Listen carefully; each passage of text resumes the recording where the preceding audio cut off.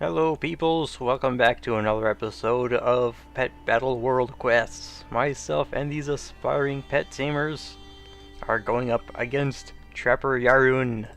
He uses undead pets and one that looks undead, but it's a elemental pet. Any tricks? He's got Life Absorb.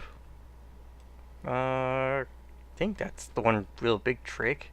Well, once I get started, it'll all come back to me. The ones I've chosen to use are Lifelike Toad. This is a pet crafted with the engineering profession.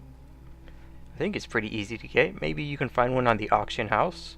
Mojo, just because. Mojo, it may be a rare pet to get, but you can substitute him for any old frog.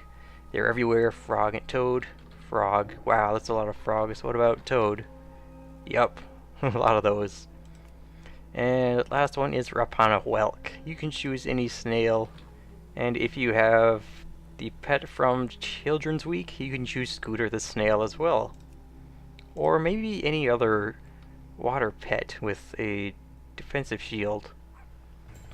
Okay, let's get started. Trapper Jarrun. First thing he brings out is Mist Wraith. It's an undead specter who starts with Plagued Blood and phase shift. I don't know why, but against my lifelike Toad, he doesn't spam Arcane Blast. Maybe he knows my lifelike Toad is mechanical, and it won't do as much damage as Plagued Blood. You could test it out with your own aquatic pet.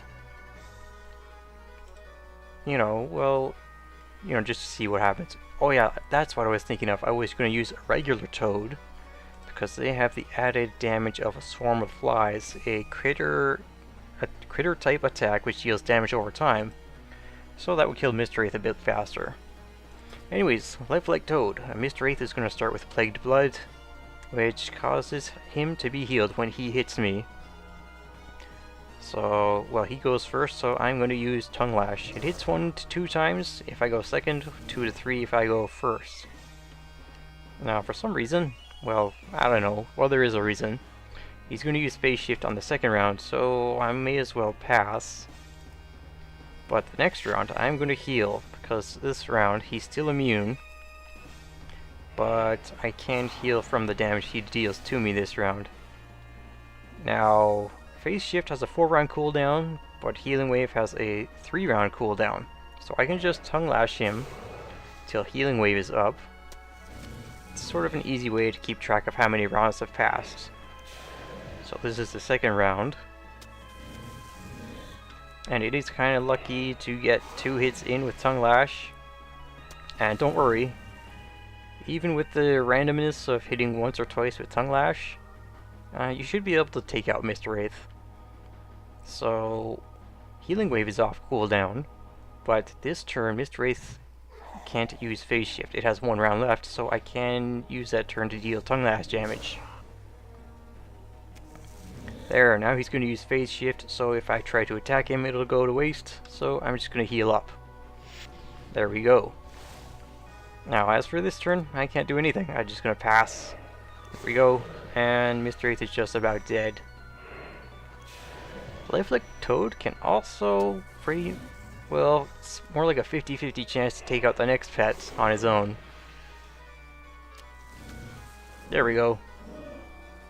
Now, there's no point in dealing damage to Mist Wraith at this point. He's going to die at the end of this turn because of how undead pets work.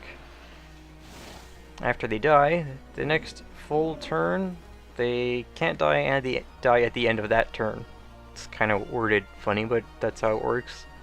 You understand it better the more you see it. Next up is Crawdad, a Crawdad that's dead. I bet you wouldn't have figured that out. Okay, so what does he do? Well, he likes to spam Infected Claw, put up a Shell Shield, and Carpnado on cooldown. This deals damage split among your team. Shell Shield pretty much, well, it's self-explanatory, reduces damage taken from each attack, and Infected Claw is what he does while he's waiting to do those things. And since it's still an undead, oh, that's nice. Well, here's the speed of Mist Wraith, 289. It might be hard to find something faster than that, but it's easier to find something faster than Crawdad. And this is part of what helps Lifelike Toad take him out. Tongue Lash can deal 2 to 3 hits per use. Look at that, he's almost dead now.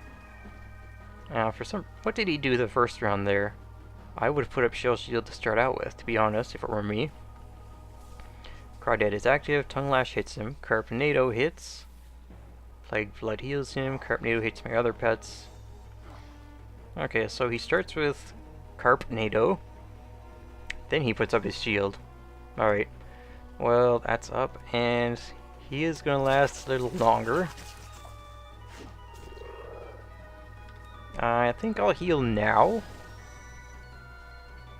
Or I could have healed next turn, because since it's a mechanical pet, I get to resurrect next turn, yay. Well, the turn after I die. And that effect can't activate once again. Oh, well, it looks like I'm dead now anyways. Well, that's okay, he's dead too. And Lifelike Toad took out 2 pets on his own. Great job. Oh, never mind. Completely forgot about the mechanical ability right after explaining it. So, final pet, Gnaw, an elemental bone hound thing. Looks like a ghost. I would call it undead, but for some reason it's an elemental. I'm not complaining. So, what I do is use water attacks. That's why I selected Frog Kiss for Lifelike Toad's third ability, in case he lasts this long. So I'll do that until he dies. Gnaw likes to apply... what is that? Breath of Sorrow? I guess that's his finisher. Let me see. He barely uses this when I use the pet I choose to counter it with. Breathes onto an enemy, dealing elemental damage and causing the target to receive less healing. Ah, okay. So he does put this on cooldown. He uses Fell Immolate on cooldown. Elemental damage for 5 rounds. And to counter him, I've chosen Rapana Whelk. He's got a water attack and a shield. And interesting, well, I wouldn't say interesting, but fortunate thing it is that shield is strong enough to block the damage from Fell Immolate's burn. So I can just use Absorb to damage him and heal myself, mitigating the damage he deals to me. Now, he can still use Breath of Sorrow to reduce my healing done, but that's still not enough to grant him a win. Now, at 775, he's probably close enough to die. He's well within the range of dive, one-shotting him. Sometimes it doesn't, but that's okay. Rapana Whelk is usually alive long enough to finish him off with an Absorb or 2. And at this point, when he's this low, there's no need to put up my shield again. I can just Absorb, take a hit, and Absorb again. There we go. That is Trapper Jarrun. Pet charms, thank you. Revive pets. Okay, well that is pretty much it. Pets you can get anywhere. And like I said, well, in previous videos, like the Warlords of Draenor Daily Menagerie quests, I've said that you don't have to choose specifically these pets, just ones that counter the enemy's pets in a specific way, like I've mentioned. Something with a shield to counter the Immolate, that helps. Critter to reduce damage taken from the bite. Stuff like that. I wonder what... I was thinking of using... what is it called again? Flap? Bucktooth Flapper. He's got a water attack. He takes normal damage from undead attacks, the bite. Does he have a heal? Oh yeah, reduced damage taken. Does he have one of those? Chew deals damage to undead. So, that'd be nice. So yeah, you could use Bucktooth Flapper. Where do you get this? The Jade Forest in Pandaria. Probably around some body of water, since it's a beaver. Okay then. Next time is the Maw in Val'sharah. That is Trapper Jarrun. If you like this video, leave a like, and if you want to follow along with this series or see anything else on my channel, feel free to subscribe. Till next time, be well, stay well, farewell.